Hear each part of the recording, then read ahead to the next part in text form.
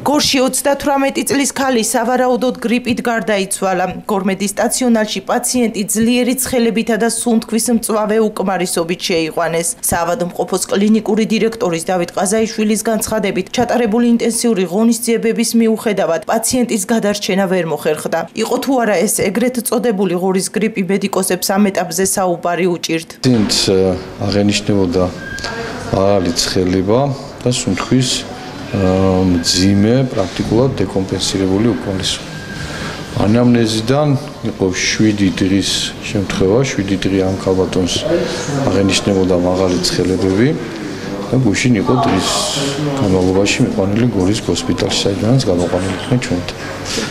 პაციენტს შემოსვლისთანავე გადაყვანილი იქნა მართვის სუნთქვაზე და დაწყებული იქნა საკმარისად ვთქვათ, აგრესიული რესპირატორული მხარდაჭერა, რომ პაციენტის მდგომარეობა იყო უკიდურესად მძიმე. მიუხედავად ჩატარებული ინტენსიური თერაპიისა, ვერაფრით ვერ მოხერხდა მისი მდგომარეობის თუნდაც სტაბილიზაცია და დილის 5 საათისთვის გულის გაჩერებით სამწუხაროდ ქალბატონი გარდაიცვალა. სავარაუდო მიზეზი სიკვდილის არის გრიპი და გრიპის მიერ გამოწვეული მძიმე პნევმონია, სუნთქვის მწვავე უკმარისობა. არის თუ არა ესე ირჩენიათ ენეთის?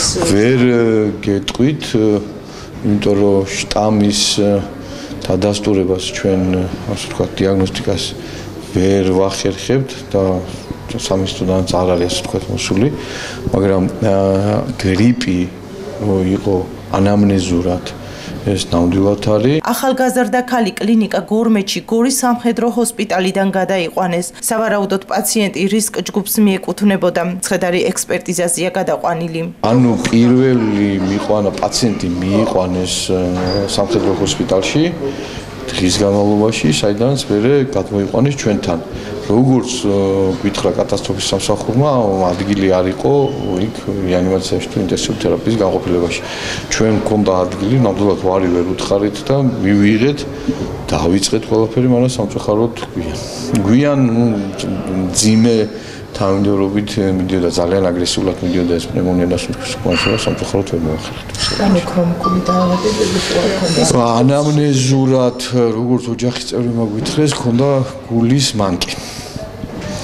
უბრალოდ იმდენად მცირე დრო იყო პაციენტი ჩვენთან, რომ სრულყოფილი დიაგნოსტიკა ვერ მოხერხდა. მედიკოსების განცხადებით, გრიპის სიმპტომებით კლინიკაში სხვა პაციენტებიც არიან მოთავსებულები.